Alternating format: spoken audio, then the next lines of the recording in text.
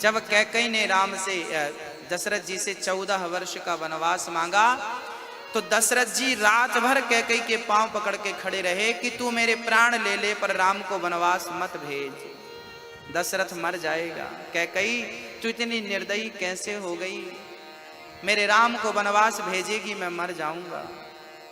पूरी रात कैकई के पांव पकड़ करके रोते रहे, बिलखते रहे, कैकई निर्दयी बनी रही। अंत में क्या हुआ, दशरथ जी को मूर्छा आ गई और मूर्छित होकर पड़े रहे। सभा लग गई। सुमंत्र जी बोले कि आज पहली बार है कि सूर्य उदय हो गया और दशरथ जी अभी अपने सभा में नहीं पहुंचे। सुमंत्र जी कह रहे पहला दिन है ये मेरी जिंदगी का। सुमंत्र जी कह रहे, सुमंत्र जी तुरंत दौड़े दौड़े गए। दशरथ जी की हालत देखी, कैकई तो खड़ी थी। कहा दशरथ जी से जाओ, सुमंत्र जी से कहा राम को बुला कर लाओ। राम जी आए और फिर राम जी के बात कही गई कि कैकई ने कहा हंसते हंसते मैंने आपके पिता से 2 बात मांग ली, 2 वरदान मांग लिए। पिता मूर्छित होकर गिर पड़े। राम ने कहा मां क्या मांगा है? बोले पहला वरदान मांगा है भरत का राज्य और दूसरा वरदान मांगा है तुम्हारा 14 वर्ष का वनवास। बस राम जी मुस्कुराते हुए पिता को समझाने लगे, पिताजी इतनी सी बात के लिए आप इतने परेशान हो रहे हैं, आप मत रोइए, मत परेशान होइए। समझाकर राम जी चल पड़े। भक्तों, दशरथ जैसा चरित्रवान संयमी, दशरथ जैसे संयमी के घर ही राम जैसा पुत्र जन्म लेता है ना। आप संयमी होंगे, नियम के पक्के होंगे तो आपके घर जो संतान उत्पन्न होने वाली है वो सज्जन होगी, वो आपका नाम रोशन करने वाली संतान होगी। और आप यदि निशाचर रात कोई चरते रहे चरते रहे चरते रहे तो आप निशाचर तो निशाचर के निशाचर ही होगा। जैसा बाप वैसा बेटा। आप अपने संस्कारों को, अपनी संस्कृति को, अपनी सभ्यता को भूल रहे हैं। कौन याद दिलाएगा आपको? कौन रक्षा करेगा आपकी? कहते हैं जो धर्म की रक्षा करता है धर्म उसकी रक्षा करता है। धर्मो रक्षति रक्षिता। जब आप धर्म को भूल जाएंगे तो कौन आपकी रक्षा करेगा? इसलिए निद्रया ह्रियते नक्तम व्यवायेन च वावयः देवाचार्थे हया राजन कुटुंब भरणेन वा। पैसा उतना ही कमाओ जितने से काम चल जाए। जरूरत से ज्यादा धन मत कमा लेना, क्योंकि ये धन बुद्धि भी बिगाड़ देता है। हा? और जो समय बचे, आप बहुत बिजी रहते हैं, दिन भर काम दिन भर काम दिन भर, थोड़ा सा टाइम निकाला करिए, टाइम निकाला करिए अपनी माँ के लिए। अच्छा आप बताइए, आप जितने लोग यहाँ बैठे हैं, आप दिन भर काम करते हैं, दिन भर पैसा कमाते हैं, दिन भर भागा दौड़ी करते हैं, ये बताओ आप अपनी माँ के पांव कब दबाते हैं? भूल गए ना? अच्छा आपकी माँ है या नहीं? किस किस की माँ यहाँ जितने बैठ, उनमें से किन की माँ है? जिनकी माँ जिंदा है वो हाथ उठाएं। है इतने लोगों की माँ जीवित है। अब आप बताइए कि आपने आखिरी बार अपने माँ के पांव कब दबाए थे? कब दबाए थे? आप दबाते हैं? बहुत सुंदर। मैं आपको प्रणाम करता हूँ, नमन करता हूँ आप जैसे मातृ भक्त को। मैं आप लोगों से एक छोटी सी प्रार्थना ही तो करना चाहता हूँ कि जीवन में पैसा कमाइए, धन कमाइए, पद प्रतिष्ठा बढ़ाइए, पर उसमें इतने पागल मत हो जाइए कि जिसने तुम्हें जन्म दिया है अपनों के लिए समय निकालना भूल गए आप। देखिए सब चीजें जरूरी हैं। दाल में नमक का जितना महत्व होता है ना, छौंके का भी उतना ही महत्व होता है। हल्दी जीरा इत्यादि का उतना महत्व होता है कि नहीं? होता है या नहीं भाई? दाल में सारे मसाले तरीके से डाले जाएंगे तो स्वाद बढ़ेगा।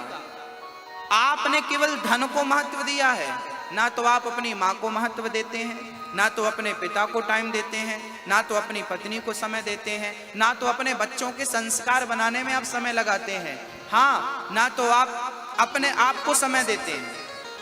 केवल पैसा पैसा।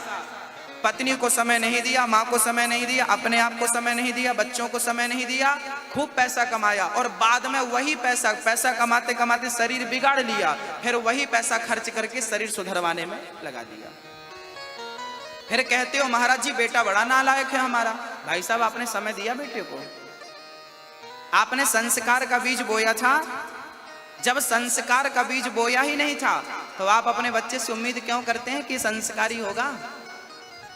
आप अपने बच्चे से अपेक्षा रखते हैं कि मेरा बेटा संस्कारी होगा। मैं आपसे पूछना चाहता हूं, क्या आपने अपने बच्चों को संस्कार देने के लिए समय निकाला? नहीं निकाला, संस्कार नहीं दिए, पैदा करके आवारा छोड़ दिया, जमाने के हाथ पे दे दिया, भरोसे दे दिया। संस्कार की बेड़ियां बच्चों के पांव में पड़ी रही। कम सोइए, सुखदेव जी कहते हैं जिसे जल्दी मरना है उसे भगवान का चिंतन करना चाहिए। तस्मात् भारत सर्वात्मा भगवान ईश्वरो हरिः श्रोतव्यः कीर्तितव्यश्च स्मर्तव्यश्चेच्छिता भयम्। श्रोतव्यः, ज्यादा से ज्यादा हमें कथा सुननी चाहिए। जल्दी जिसे मरना है उसे करना क्या पड़ेगा? सब में किसका दर्शन करना पड़ेगा? सब में कौन है? अच्छा बताओ भैया जी, आप में कौन है? आपकी माँ में कौन है? आपके मित्र में कौन है? चींटी, कुत्ता, बिल्ली, हाथी, पशु, पक्षी, सबके भीतर कौन है? कौन है?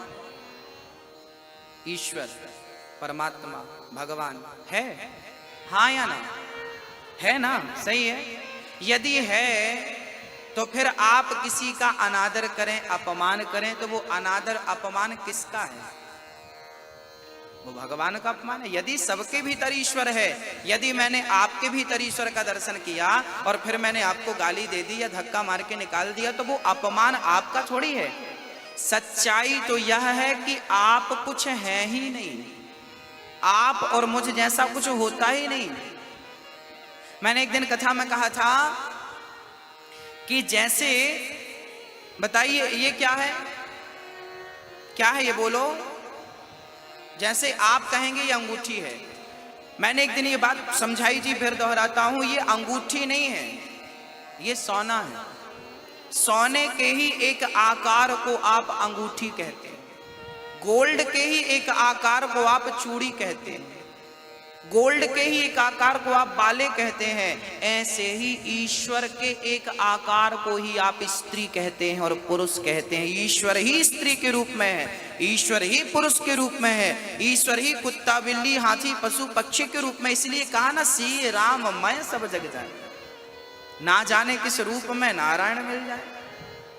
इसलिए किसी का अपमान, किसी की अवहेलना ना करें, सब में ईश्वर का दर्शन करें। सुखदेव जी कहते हैं ज्यादा से ज्यादा कथा सुने, किसी की निंदा चुगली कम से कम सुने, क्योंकि आप जैसा सुनते हैं वैसे हो जाते हैं। अच्छी सुनेंगे बातें तो अच्छे बनेंगे, आप बुरी बातें सुनने लग जाएं आप बुरे हो जाएंगे। देखिए मैं एक चीज और यहाँ पे कहना चाहूंगा, संसार में दो ही चीजें होती हैं, या तो अच्छाई या तो बुराई, या तो दिन है या तो रात है। तीसरा ऑप्शन है, या तो अच्छाई है या तो आपका बेटा या तो अच्छा है, या तो तीसरा कोई ऑप्शन है ही नहीं। यदि आप अच्छाई से नहीं जुड़े तो आप फिर कहां से जुड़े हैं? बोलो, बुराई से। आपको जोड़ना नहीं पड़ेगा। अंधकार क्या चीज है बताओ? अंधकार किसे कहते हैं? बोले प्रकाश के अभाव का नाम ही अंधकार होता है। जहां प्रकाश नहीं होता वहां क्या होता है? अंधकार। अंधकार कहीं से खरीद के लाना थोड़ी पड़ता है, भाई साहब चलो तुम रहना थोड़े दिन हमारे घर। अंधकार को लाना नहीं पड़ता। प्रकाश का अभाव होगा तो, जैसे प्रकाश के अभाव को अंधकार कहते हैं, ऐसे ज्ञान के अभाव को ही अज्ञान कहते हैं। अज्ञान जैसा कुछ होता नहीं है। ज्ञान नहीं है आपके अंदर तो आप अज्ञानियों जैसी हरकत करेंगे, और ज्ञान होगा तो फिर आप अज्ञानी नहीं है।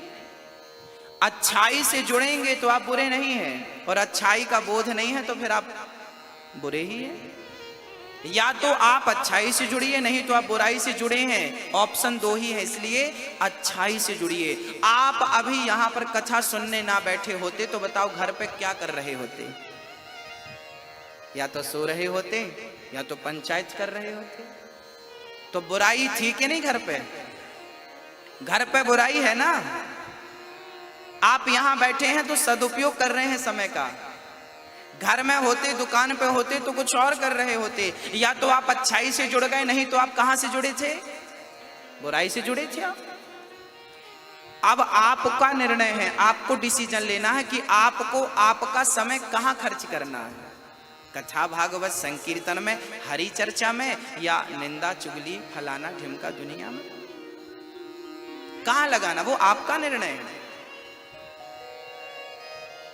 हाँ, तो ज्यादा से ज्यादा भगवान का चिंतन करिए।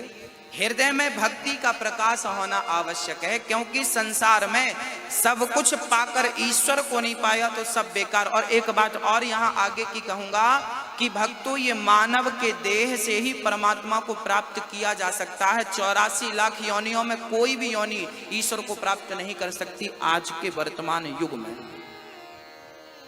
एक मनुष्य के सिवा क्या गधा भगवान की भक्ति कर सकता है? क्या कुत्ता भगवान की भक्ति कर सकता है? क्या हाथी सूअर के अंदर इतनी बुद्धि विवेक है जितनी आपके अंदर है? क्या वो कथा सुन सकता है आपकी तरह? क्या वो ईश्वर का ध्यान लगा सकता है आपकी तरह? आप सब कुछ कर सकते हैं। मानव के देह से ही ईश्वर को पाया जा सकता है, और इस देह को पाकर उसे ना पाया तो मुझे लगता है कि मानव का तन आपने जो पाया ये व्यर्थ में गवा दिया। आपको हीरा मिला था, हीरा, पर कौड़ी दाम बेच दिया, आपको बर्बाद कर दिया भोगों में। जो शरीर ईश्वर की प्राप्ति के लिए था वही शरीर आपने भोगों में खर्च कर दिया। भोग भोगते रहे, बच्चे पैदा करते रहे, पेट भर खाते रहे, नींद भर सोते रहे। ये काम किया है आपने। ये काम पशु पक्षी भी अच्छे से करते हैं। पशु पक्षी भी खूब सोते हैं। पशु पक्षी भी आपसे ज्यादा थोक के भाव बच्चे पैदा करते हैं। पशु पक्षी भी पेट भर खाते हैं। हाँ या ना? बोलो भाई।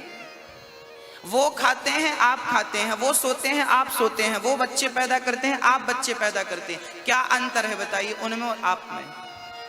इतना ही अंतर है कि आप यहां बैठ करके कथा सुन सकते हैं, आप यहां बैठ करके भगवान का नाम जप सकते हैं, आप किसी की आंखों के आंसू पहुंच सकते हैं, आप किसी की मदद कर सकते हैं। आप इंसान हैं, मनुष्य हैं। 84 लाख योनियों में सबसे श्रेष्ठ आप हैं। हाँ या ना? आप सबसे श्रेष्ठ हैं। आप अपनी श्रेष्ठता का परिचय कब देंगे? जमाने को मत पहचान